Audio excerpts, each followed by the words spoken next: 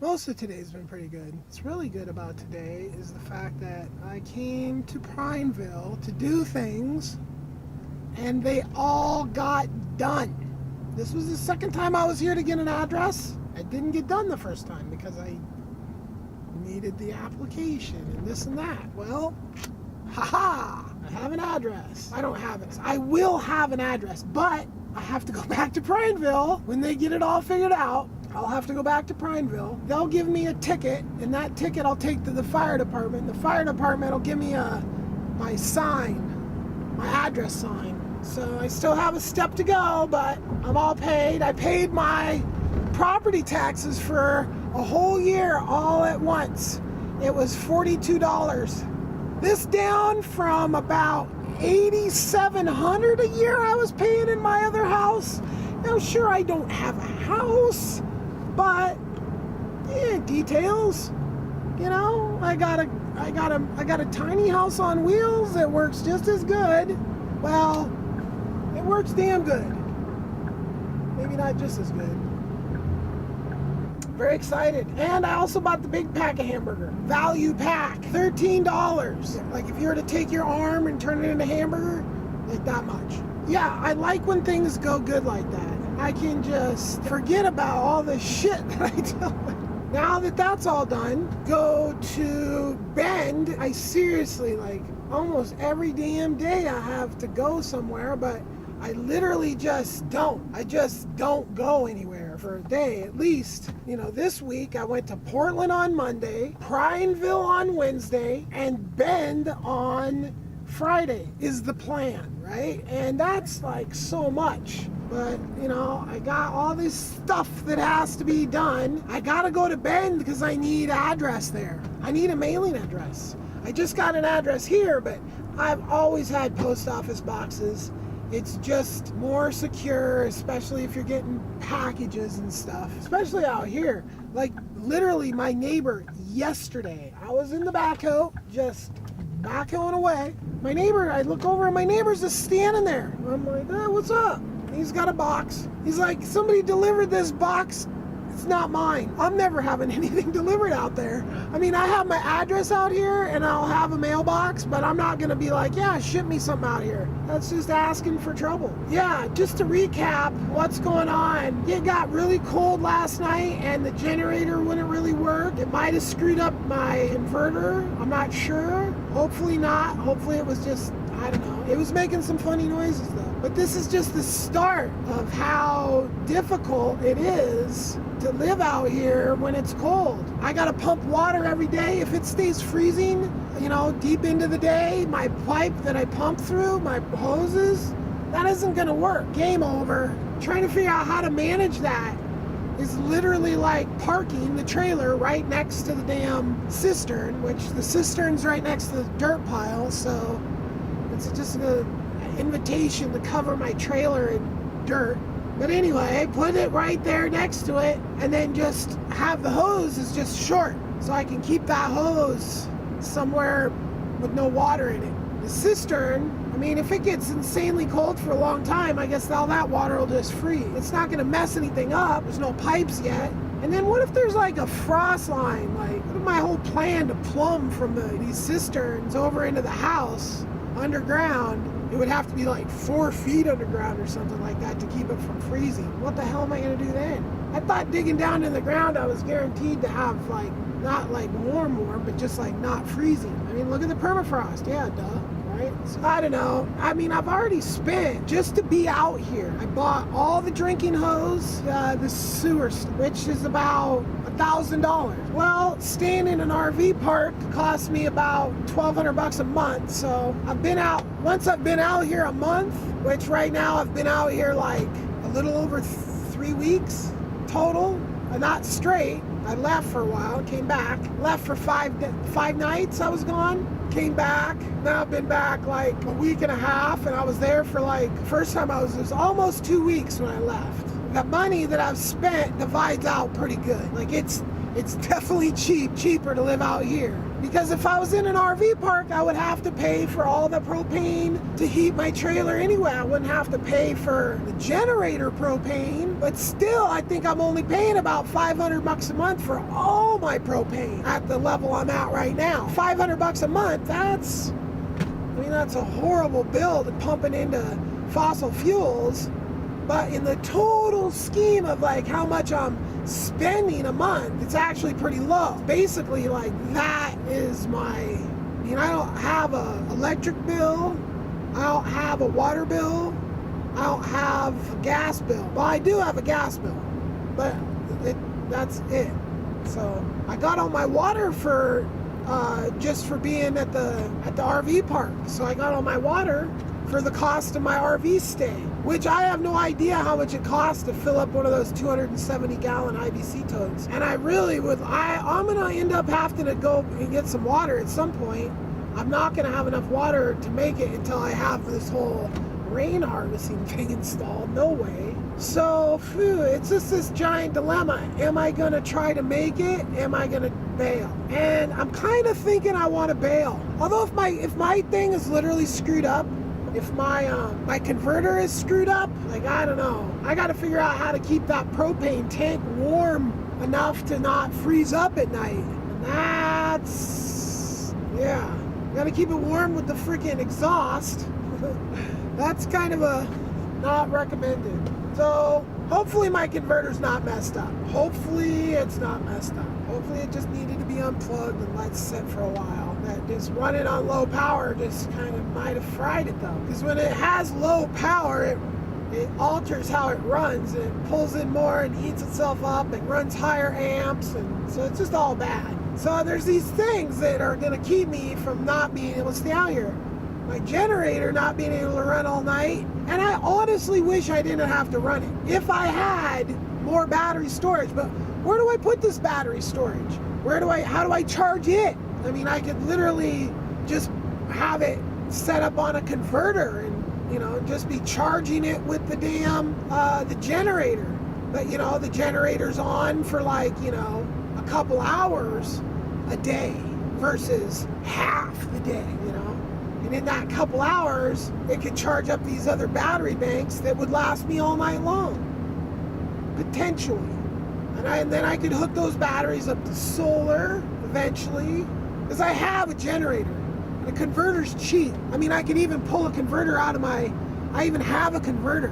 I have an extra one in my trailer that I just unwired, but I could go in there and I could remove it and I could use it to charge. So I could spend like $3,000 and solve that propane problem. Okay, $3,000. Ouch. Okay, good. Now my power's good. Well, my water's frozen now. How do I get the water into the trailer every day? Well, I could buy another cistern and move the water to a better place. That would be an option.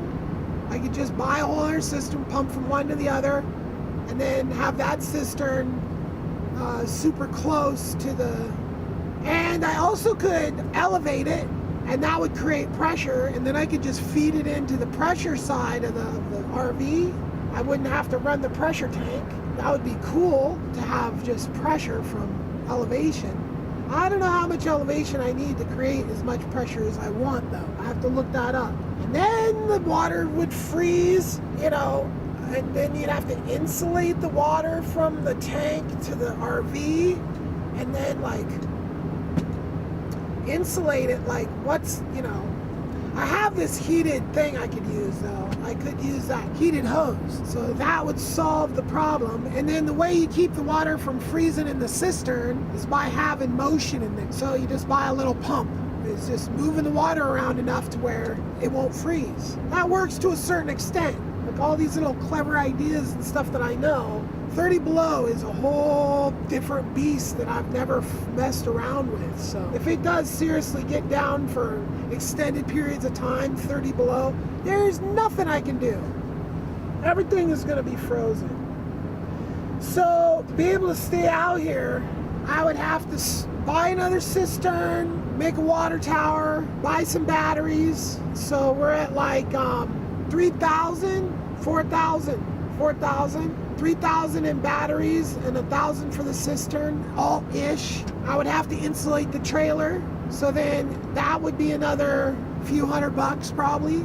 So 5,000 plus to really be able to stay up here. Seriously. I mean, this generator just isn't cutting it, running all night. When it gets cold, it freezes up, it doesn't give enough power. Those batteries would solve all that, because I could run the generator during the day, charge up the batteries for a couple hours.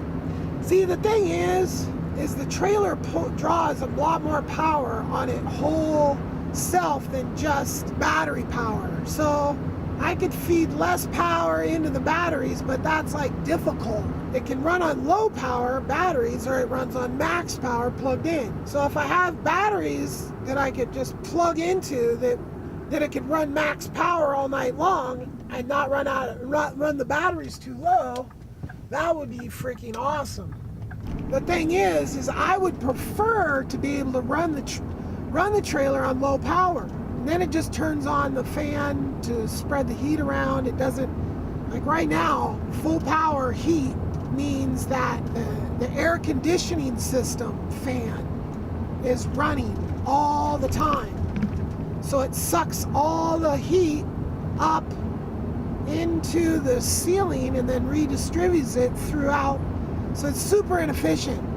You're pumping all your heat up into the roof and then trying to blow it back down. So it's using like a lot more heat than it would have to than if it was just letting the heat out into the trailer. Because you're blowing the heat, fans cools things off. And that's what it's doing. It's, so I prefer to run it on low power. That would be so much better. To run it on low power, I have to wire into the DC side. The extra power has to come in through the DC side, not through the AC side. Unless I wire stuff. Yeah, it's all going to take wiring to get all this to work right. The freaking quiet is so nice. Like, it's legitimately quiet out there, except for the neighbor's generator, but I can't even really hear that in my trailer. So I literally would just prefer to just be like in this uber quiet environment. That would just, and then the heater kicks on and warms up, so the heater makes a little noise, but it's relatively quiet compared to the whole system running. So that would be best, but that's a little bit more wiring. That's actually a lot of wiring. And any wiring that I really want to do is I just want to wire the trailer so I can switch it on solar to full power to partial power. So if I could do that, that would be awesome, to have the trailer switchable. Basically cut off the converter and then put all the full power of the trailer into the taking from the solar. And it'll run it. And I had it plugged into itself like that. But plugging it into itself, I have to remember to unplug the converter. And to plug it into itself right now, I have to go outside to do it. And the converter's inside. So if I forget to unplug the converter, it does bad stuff. Just having a switch that I can just switch that to inside would be so awesome. And I just don't know if there's this one switch you can do it. I might have to put it on two. And you have to turn this off and turn this on. But it'd be really sweet if you just turned one and then just cut one and turned on the other. Perfect. So, yeah, I don't know. Spend $5,000 to be able to stay on the property. That's $5,000 over and above normal expenses, on top of the, all the propane. So for 2 months, it's going to cost me about $6,000 to stay out here. Or I could go south. How much is that going to cost? I don't know. RV parks down south might be way more expensive during the winter than other ones are here during the summer. Who knows? Let's just say $1,200 a month. So there's $1,200 a month. There's $2,400, and then gas.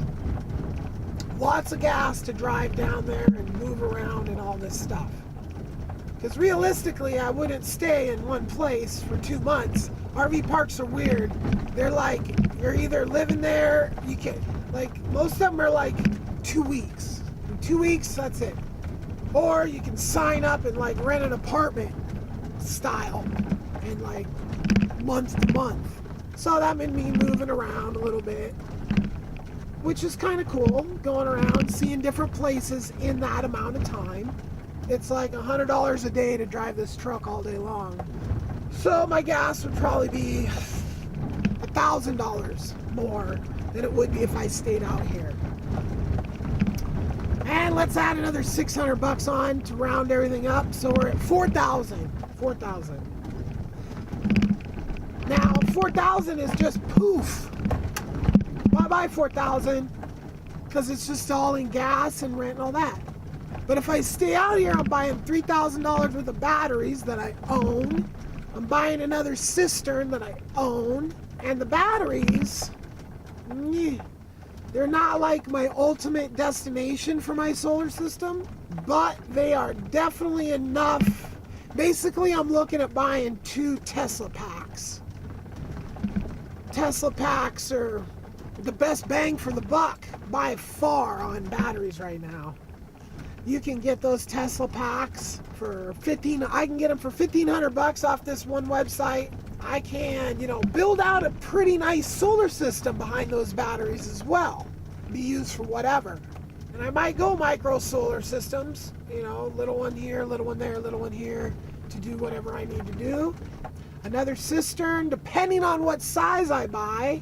My 2,500 gallon was supposed to be like the smallest one, and that was the one that I was going to turn into the water tower eventually. Because the rest of them I want to be 5,000 gallons, the biggest ones they have. So 5,000 gallons times 20. Yeah, I mean, it'll be cheaper to leave. I'll have other stuff if I stay. It's a tough decision.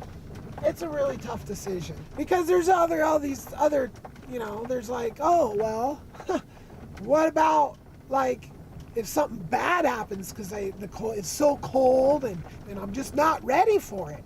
That's a whole other thing. Like, oh yeah, I could just buy some batteries and a cistern and then what happens if, blah, blah, blah, 7 feet of snow or whatever. But, it's not like I'm out in the middle of nowhere. It's a tough decision. I kind of would like to go on a little vacation, although I just kind of did that. Although there was really no vacationing in this whole adventure thing that I just went on. Like, I didn't vacation at all. I was working on the trailer. I was at my friend's property checking it out. There was no vacation involved, but there was no work involved at a lot of points. So is vacation just not working? Anyway, I don't know. I kind of do want to go. I mean, and we're looking at like the end of next month, so I'm still 6 weeks away. Basically splitting for my birthday. You being somewhere else for my birthday. That would be cool for the holiday season. Anyway, leave your comments down below. Like, subscribe. If you really love to hear me ramble, join me on Patreon.